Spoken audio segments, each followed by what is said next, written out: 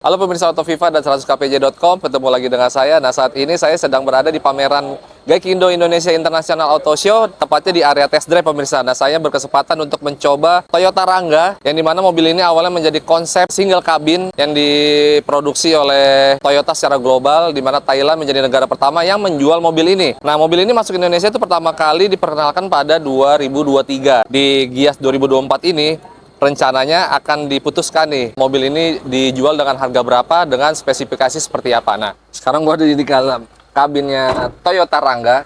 Katanya sih namanya bakal jadi Hilux Rangga. Nah, kalau di Thailand namanya Hilux Cam. Ya, seperti Hilux yang single cabin atau mobil single cabin lainnya. Nggak ada yang istimewa dari interiornya pemirsa. Di sini juga head unitnya masih double din biasa, didominasi dengan bahan plastik keras. Enaknya tapi sudah dilengkapi AC nih, jadi untuk ngangkut-ngangkut barang, supirnya tuh nggak bakal kepanasan. Nah, sekarang seperti apa sih rasanya si mobil konsep yang akan dijual nanti? Ayo, ikut-ikut terus.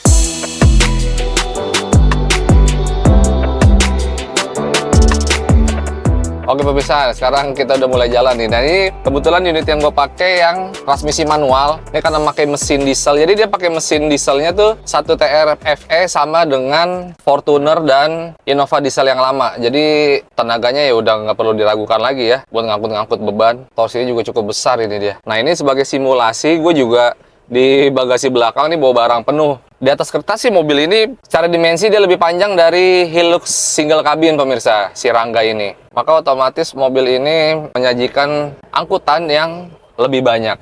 Tenaganya juga gede. Ini single cabin yang bisa dipakai buat di medan-medan off-road nih, kayak buat pertambangan atau buat di pertanian gitu ya, buat di perkebunan kayak kelapa sawit gitu. Karena torsinya juga besar.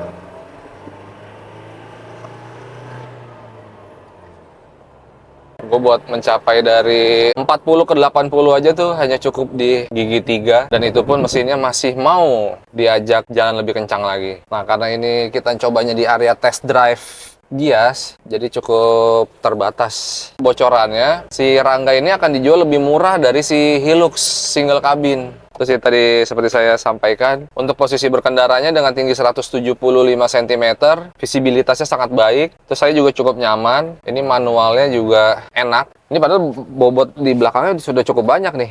Tapi gue nggak ngerasain bawa mobil ini ngos-ngosan gitu buat bawa barang. Nah, sekarang kita cobain transmisi Matic ya pemirsa. Sekarang gue lagi nyobain yang varian Matic. Perbedaannya dengan varian manual tentu dia udah nggak engkol lagi nih buat buka kacanya. Dia udah elektrik. Terus tampilan kabinnya agak sedikit lebih mewah karena head unitnya sudah double din model layar seperti ini, kayak mobil-mobil modern. Tetap dilengkapi dengan AC dan joknya dia bukan sebaris gini ya. Di sini terdapat konsol tengah. Terus ini transmisi Matic-nya. Nah, soal mesin tadi gue juga mau revisi. Ternyata mesinnya itu kodenya 2GD, jadi 2400 cc, sama seperti Fortuner dan Innova diesel yang versi lawas dengan penggerak roda belakang. Di sisi interiornya untuk yang Matic juga ini dikasih aksen-aksen orange gini. Terus soal tenaganya tidak ada perbedaan ya antara Matic dan yang manual.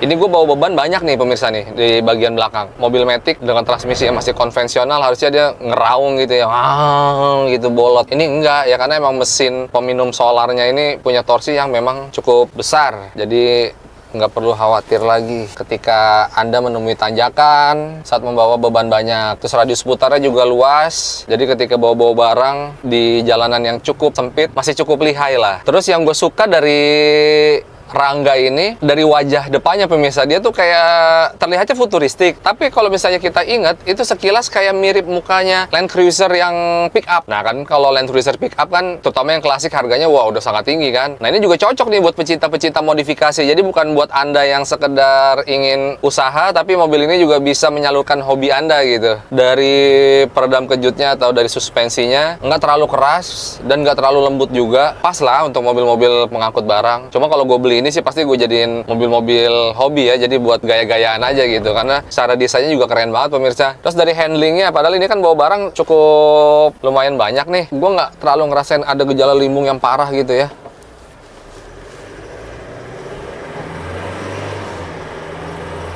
Dia masuk transmisinya dep gitu, keren.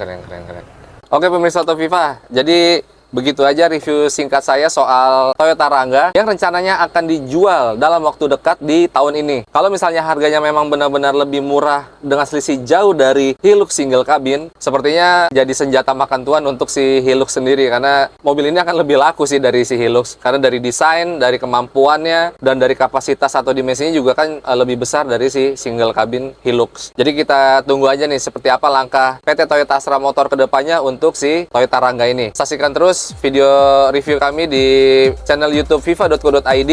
Jangan lupa di subscribe dan like, berikan komentar positif untuk kami. Sampai jumpa di review mobil selanjutnya. Bye.